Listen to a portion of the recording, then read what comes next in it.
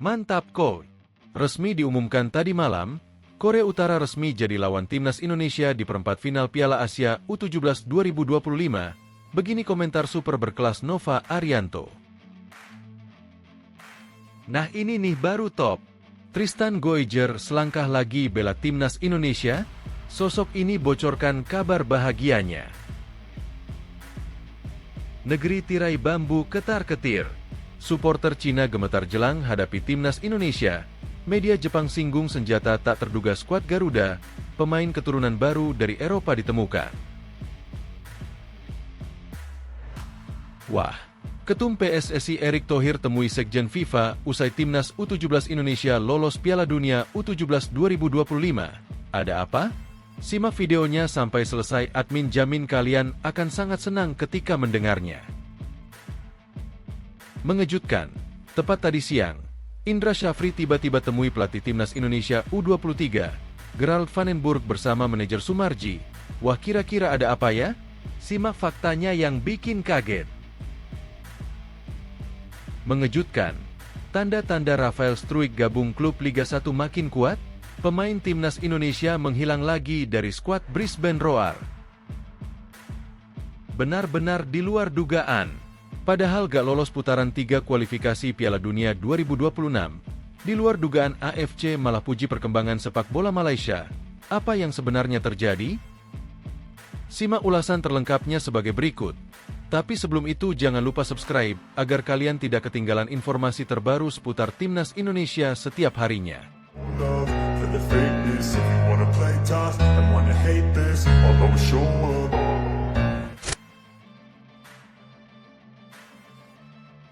Mantap coach!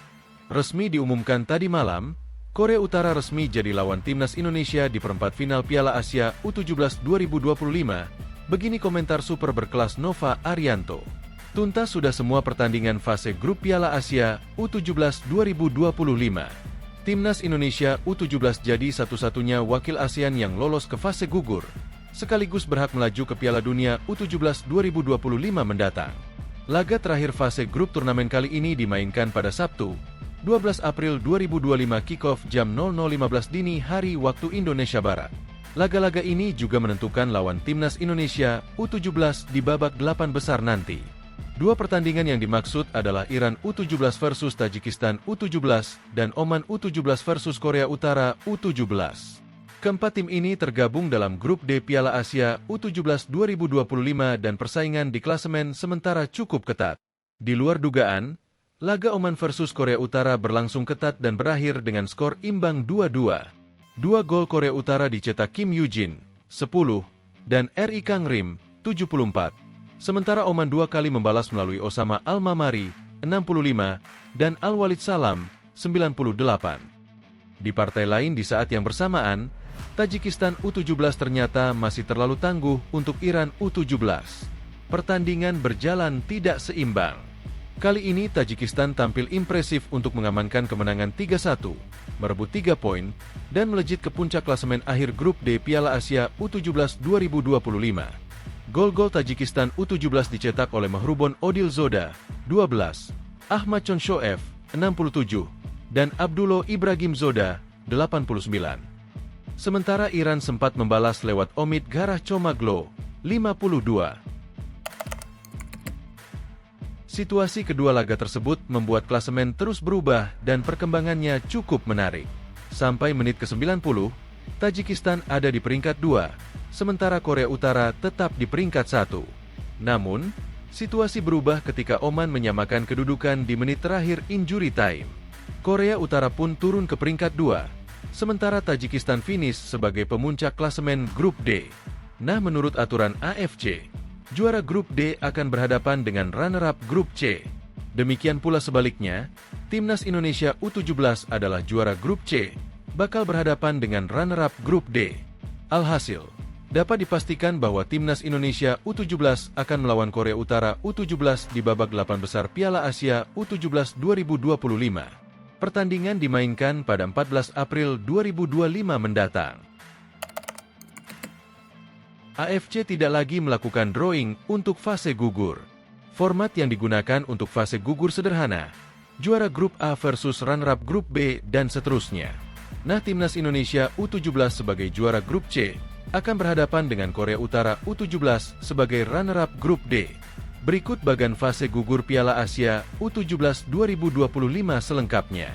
Jika berhasil menyingkirkan Korea Utara, timnas Indonesia akan menghadapi salah satu dari Uzbekistan U17 atau Uni Emirat Arab U17. Di sisi lain, Nova Arianto turut memberikan komentarnya. Saya lihat siapapun lawannya pasti mereka punya kualitas yang baik, dan pastinya kami akan analisis dahulu sebelum kami melakukan persiapan untuk pertandingan nanti, kata Nova Arianto.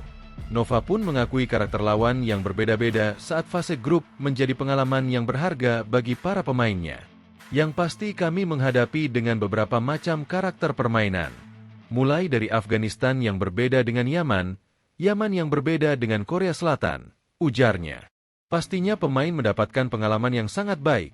Apalagi nanti kita tunggu di babak 8 besar siapa lawan yang akan kami hadapi.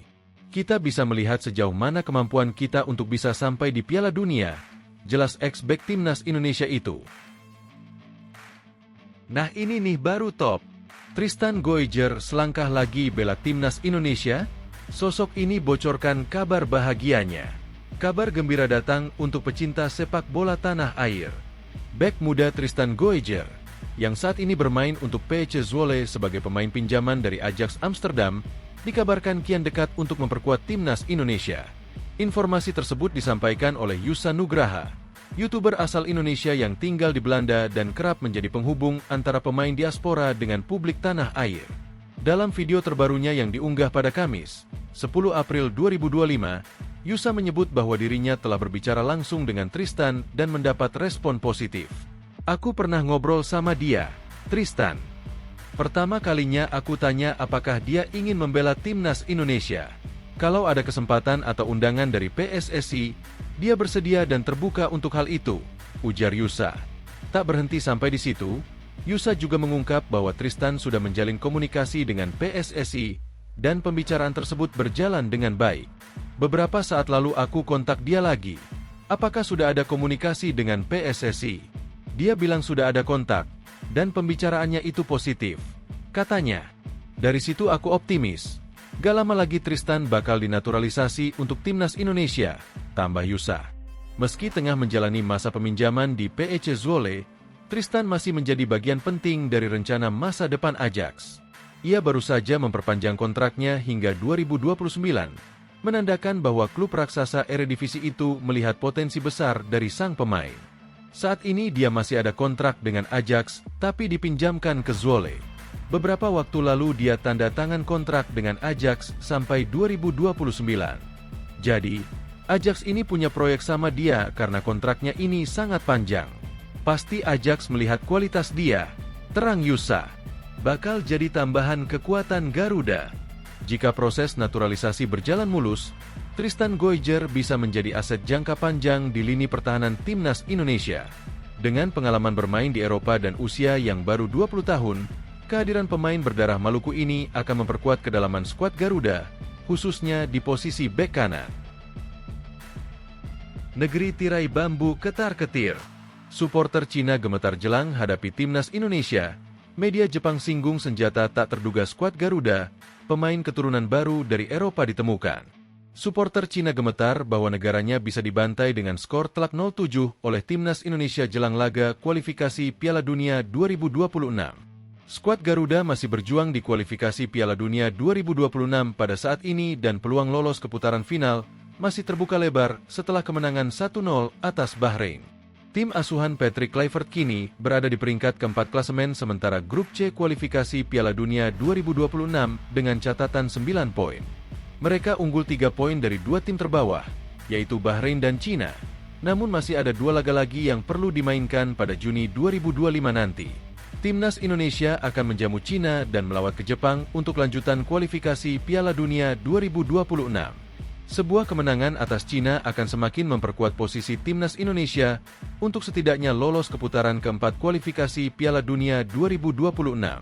Laga itu akan digelar di Stadion Utama Gelora Bung Karno, SUGBK, Jakarta pada 5 Juni 2025 nanti, dan timnas Indonesia kembali dirumorkan bakal melanjutkan program naturalisasi. Pada pekan ini, mencuat satu nama pemain keturunan, Jurgen Eklenkamp, yang bermain untuk klub kasta tertinggi Liga Italia, yaitu Udinese. Eklenkamp, yang berasal dari klub prestisius Belanda Ajax, memiliki darah Indonesia dan tidak pernah bermain untuk tim nasional Belanda. Demikian kabar dari media Jepang, Newsgo. PSSI tampaknya sedang menyelidiki detail mengenai latar belakang sang pemain, apakah dia merupakan generasi ketiga atau keempat, tambahnya. Namun demikian, kabar yang beredar dari Football Indonesia di Instagram mengatakan bahwa darah Indonesia Eklenkamp berasal dari buyutnya. Hal ini akan membuat status Eklenkamp tidak eligible di mata FIFA alias tidak bisa untuk mewakili timnas Indonesia. Meski begitu, kabar Eklenkamp punya darah Indonesia sudah diangkat oleh media Cina, Live Radio, sebagaimana dilansir dari Newsgo. Eklenkamp, yang baru berulang tahun ke-25, merupakan gelandang utama Udinese. Demikian ulasan media Cina tersebut. Harga pasarannya adalah 7,5 juta euro. Dia adalah seorang gelandang yang sangat dibutuhkan tim nasional Indonesia, tambahnya. Newsgo menyoroti respons para supporter Cina di kolom komentar dengan salah satu diantaranya cemas bahwa timnas Indonesia akan menang telak dengan skor 7-0. Lawan yang menjadi semakin kuat telah muncul, tutur netizen Cina di kolom komentar, dilansir Newsgo. Jangan main. Tim nasional Cina akan kalah 0-7 dari Indonesia di masa depan, kata netizen lainnya. Yang lain mengatakan bahwa timnas Indonesia adalah tim yang perlu diikuti oleh Cina di masa depan karena berhasil lewat jalur naturalisasi. Para pemain abroad Cina tidak sebanding dengan pemain abroad Indonesia dalam hal kuantitas dan kualitas, katanya. Indonesia menetapkan contoh untuk tim nasional Cina untuk menunjukkan apakah naturalisasi benar-benar cara yang tepat untuk melakukannya, tutur yang lain. Wah, Ketum PSSI Erick Thohir temui Sekjen FIFA usai timnas U17 Indonesia lolos Piala Dunia U17 2025, kira-kira ada apa? Simak videonya sampai selesai, admin jamin kalian akan sangat senang ketika mendengarnya. Ketua Umum PSSI Erick Thohir bertemu Sekretaris Jenderal, Sekjen, FIFA, Matthias Grafstrom usai timnas U17 Indonesia lolos ke Piala Dunia U17 2025.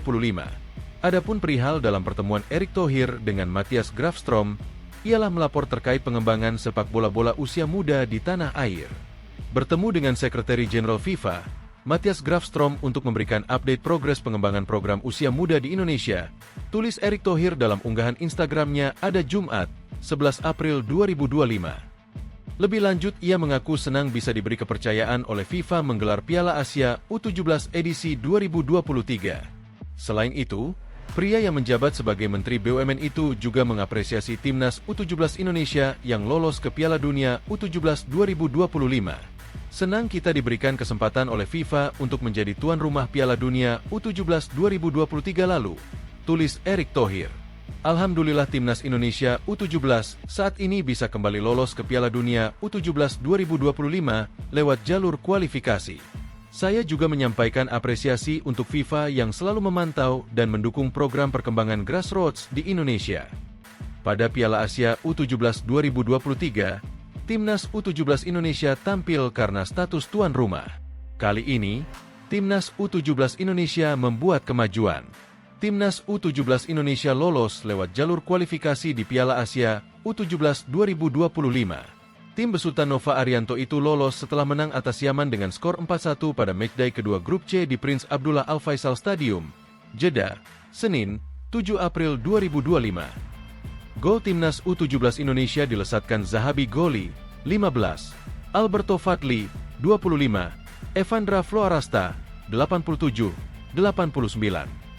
Sebelumnya, timnas U17 Indonesia mengalahkan Korea Selatan dengan skor 1-0 pada matchday pertama. Gol tunggal timnas U17 Indonesia dicetak oleh Evandra Floarasta. Tak hanya sampai itu, timnas U17 Indonesia menyapu bersih kemenangan dengan mengalahkan Afghanistan pada laga terakhir grup C Garuda Asia menang dengan skor 2-0.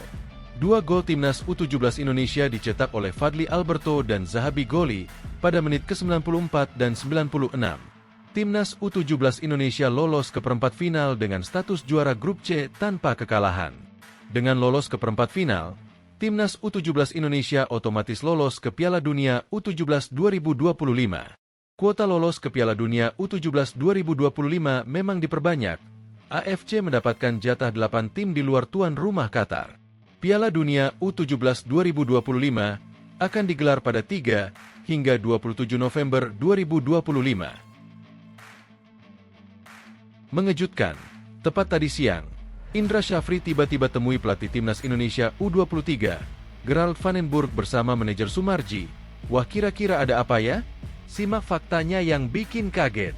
Indra Syafri diketahui melakukan pertemuan dengan pelatih timnas Indonesia U23 sekaligus asisten Patrick Kluivert, Gerald van den Burg, pada Jumat, 11 April 2025 kemarin.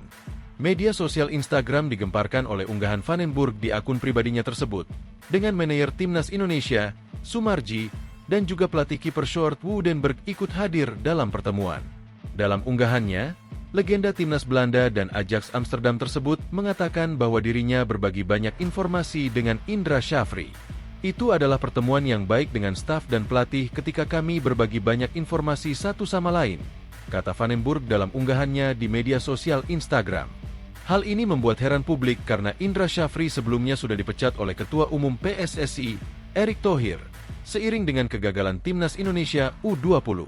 Pada Februari lalu, skuad Garuda Nusantara asuhan Indra Syafri tak mampu mencapai target di Piala Asia U20 2025. Targetnya adalah lolos ke Piala Dunia U20 2025, yang berarti mencapai babak semifinal Piala Asia U20 2025. Namun timnas Indonesia U20 justru gugur di fase grup. Mereka kalah 2 kali beruntun melawan Iran dan Uzbekistan, kemudian bermain imbang tanpa gol melawan Yaman. Pada 23 Februari 2025, Erick Thohir mengumumkan bahwa Indra Syafri tidak dilanjutkan sebagai pelatih timnas Indonesia U20. Namun mengapa dia masih bekerja di PSSI? Untuk diketahui, Indra Syafri masih terikat kontrak dengan PSSI meski sudah tidak menjabat sebagai pelatih timnas Indonesia U20. Dalam keterangan resminya, Erick pun hanya menyampaikan bahwa Indra dilepas sebagai pelatih timnas Indonesia U20, bukan dipecat dari PSSI sepenuhnya. Setelah kami di PSSI, baik saya, Wakil Ketua Umum, dan para exco mengadakan evaluasi, kami berkeputusan untuk melepas Coach Indra Syafri sebagai pelatih kepala timnas U20, kata Ketua Umum PSSI, Erick Thohir pada 23 Februari 2025 lalu, dikutip dari laman resmi PSSI. Saya pribadi dan PSSI sangat berterima kasih atas jasa dan kerja keras yang telah ditunjukkan Coach Indra selama menangani Garuda Muda sehingga punya prestasi juara AFF U19 2024 dan lolos Piala Asia U20 2024, imbuhnya. Oleh karena itu, Indra Syafri diperkirakan masih bekerja untuk PSSI meski tidak lagi menukangi timnas Indonesia U20. Pertemuan Indra Syafri dengan Gerald van den Burg diperkirakan berkaitan dengan persiapan timnas Indonesia U23 yang akan diasuh legenda sepak bola Belanda itu. Van den Burg akan memimpin Garuda Muda di kualifikasi Piala Asia U23 2026 dan SEA Games 2025 yang terlaksana pada tahun ini.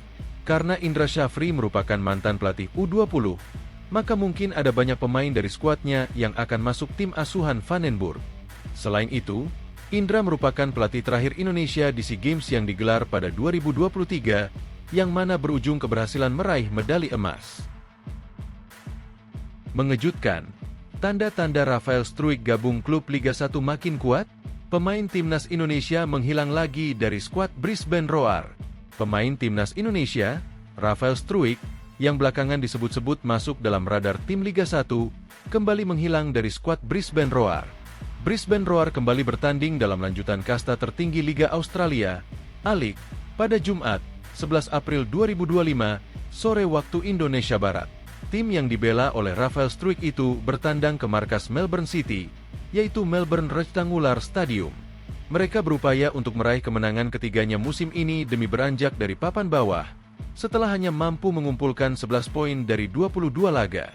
Namun, Brisbane Roar tidak mampu mewujudkannya walau sudah unggul sejak menit ke-9 melalui gol Asumah Abu Bakar. Skor 1-0 bertahan hingga jeda.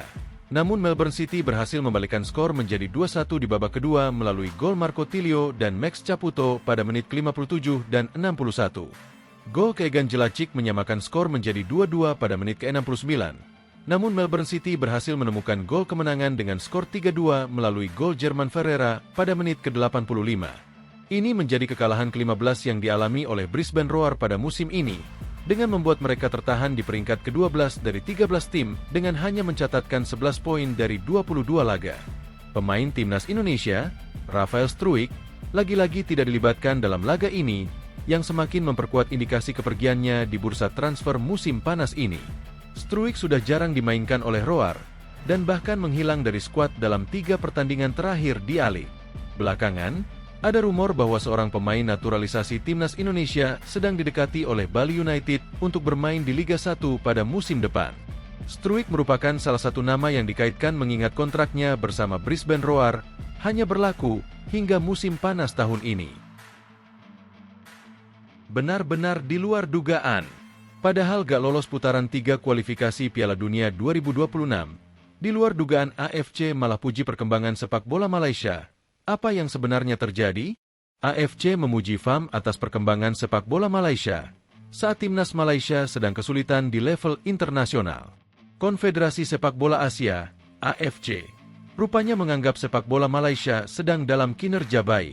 AFC memang berkantor di Kuala Lumpur, Malaysia, sehingga akan sering bersinggungan dengan otoritas setempat. Pada Kamis, 10 April 2025, Presiden AFC Sai Salman bin Ibrahim Al Khalifa bertemu Presiden baru FAM Datuk Muhammad Johari. AFC puji kemajuan sepak bola Malaysia. Demikian judul artikel media setempat makanbola.com. Sai Salman pun menyinggung sejarah hubungan AFC dan sepak bola Malaysia yang tak terpisahkan. Sejarah AFC dan sepak bola Malaysia sangat erat bertautan, ujar Sai Salman di laman resmi AFC. AFC akan selalu menjunjung tinggi pemimpin bijaksana dari Malaysia, dulu atau sekarang. Kami menganggap penting hubungan dengan FAM, dan kami ingin mereka melanjutkan berbagai kerjasama menguntungkan dari AFC, urainya. Kunjungan AFC ke FAM tersebut sejujurnya dilakukan saat timnas Malaysia dalam posisi tidak terlalu bagus. Malaysia gagal lolos ke putaran ketiga kualifikasi Piala Dunia 2026 seperti tetangganya, Indonesia. Timnas Indonesia kini berada di posisi optimistis untuk lolos ke Piala Dunia 2026, sedangkan Malaysia cuma menjadi penonton. Harimau Malaya kini berlaga satu level di bawahnya, yaitu kualifikasi Piala Asia 2027. Tim asuhan Peter Klamovski tergabung di grup F bersama Vietnam, Nepal, dan Laos. Kualifikasi Piala Asia 2027 baru melangsungkan 1 pertandingan, dan Malaysia dalam posisi genting. Malaysia hanya menempati peringkat 2, padahal hanya juara grup yang berhak lolos ke Piala Asia 2027. Hector Hevel dan kawan-kawan mengoleksi 3 poin, sama dengan Vietnam di pucuk klasemen, tetapi kalah produktivitas gol. Masih ada 5 pertandingan sisa. FAM harus benar-benar membuktikan pada AFC bahwa sepak bola Malaysia berada di jalur yang tepat. Erick Thohir geram drawing Liga 4 amatiran dan tidak transparan, minta digelar ulang. Ketua Umum PSSI, Erick Thohir, geram kepada para pengurus di bawahnya karena menggelar drawing atau undian Liga 4 dengan cara yang tidak profesional dan tidak transparan. Seperti dilihat dari video yang beredar di media sosial seperti Instagram, proses drawing Liga 4 putaran nasional dilaksanakan ala kadarnya. Yang paling menarik perhatian netizen, terutama penggemar sepak bola, adalah proses saat bola berisi kertas nama tim yang diundi dibuka di bawah meja. Lazimnya dalam proses drawing, kertas yang ada di dalam bola langsung dibuka dan diperlihatkan ke arah kamera. Sehingga muncul anggapan proses drawing dilaksanakan tidak transparan dan malah menuai olok-olok dari netizen. Drawing Liga 4 Nasional dinilai agak aneh, buka bolanya di kolong meja dan kayaknya sepertinya di video yang diambil beda sama yang di dalam bola ya. Tulis akun Instagram Ula Sangaruda. Gas sekalian di kolong meja bukanya. Pak, tulis akun Ula Sangaruda kembali. Minta drawing diulang. Menyikapi hal itu, Erick Thohir menyampaikan keprihatinannya atas kejadian tersebut dan menekankan pentingnya integritas dalam setiap pelaksanaan kompetisi di semua level. Kami menyesalkan pelaksanaan drawing Liga 4 yang berlangsung secara tidak profesional dan tidak transparan, kata Erick Thohir seperti dikutip dari keterangan pers yang disampaikan PSSI pada Jumat malam, 11 April 2025. Jangan pernah main-main dengan kompetisi Liga. Demi menjunjung fair play dan integritas kompetisi, kami mendesak agar dilakukan drawing ulang dengan prosedur yang jelas, adil, dan melibatkan semua pihak terkait, kata Erick Thohir menegaskan. PSSI mengingatkan bahwa setiap jenjang kompetisi, termasuk Liga 4, merupakan bagian penting dari ekosistem sepak bola Indonesia yang sedang dibangun secara menyeluruh dan berkelanjutan. Proses dan tata kelola kompetisi harus dijaga dengan penuh tanggung jawab agar cita-cita menuju sepak bola Indonesia yang profesional dan berprestasi bisa tercapai. PSSI juga akan melakukan evaluasi menyeluruh terhadap pihak penyelenggara drawing Liga 4 dan memastikan bahwa kejadian serupa tidak terulang kembali di masa mendatang. Inilah kisah menyentuh Alex Pastor kenang debut bersama Timnas Indonesia di SUGBK. Sungguh menakjubkan. Kisah menyentuh Alex Pastor menarik diulas. Asisten pelatih Timnas Indonesia itu kenang debut bersama Timnas Indonesia di Stadion Utama Gelora Bung Karno, SUGBK. Pastor mengakui itu salah satu momen paling menakjubkan dalam hidupnya. Apalagi, hasil manis juga diraih Timnas Indonesia kala itu. Debut bersama Timnas Indonesia di SUGBK. Alex Pastor adalah salah satu asisten pelatih Timnas Indonesia yang ditunjuk pada Januari 2025. Dia dan Denny Lanzaat bertugas untuk mengawal pelatih kepala, Patrick Kluivert.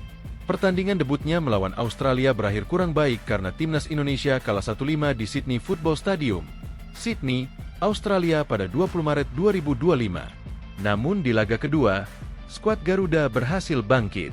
Di depan puluhan ribu penonton di SUGBK, Timnas Indonesia berhasil menumbangkan Bahrain 1-0. Gol tunggal itu dicetak Ula Romeni. Reaksi Alex Pastor. Pastor mengakui itu merupakan salah satu momen terbaik dalam hidupnya. Dia begitu takjub dengan kondisi di SUGBK. Pengalaman orang-orang sungguh menakjubkan, kata Pastor dikutip dari Football Zone, Sabtu, 12 April 2025. Ada 78.000 orang di stadion. Tatap laga berikutnya. Dua pertandingan itu merupakan bagian dari lanjutan grup C putaran ketiga kualifikasi Piala Dunia 2026 zona Asia. Dengan hasil itu, Timnas Indonesia kini duduk di peringkat keempat dengan koleksi 9 poin. Tim besutan Patrick Kluivert itu masih berpeluang lolos ke Piala Dunia 2026. Sebab, masih ada dua pertandingan tersisa di putaran ketiga untuk Timnas Indonesia. Mereka akan berhadapan dengan Cina dan Jepang dalam dua laga sisa tersebut. Skuad Garuda akan terlebih dulu bersua dengan Cina di SUGBK, Jakarta pada 5 Juni, kemudian bertandang ke Jepang pada 10 Juni 2025.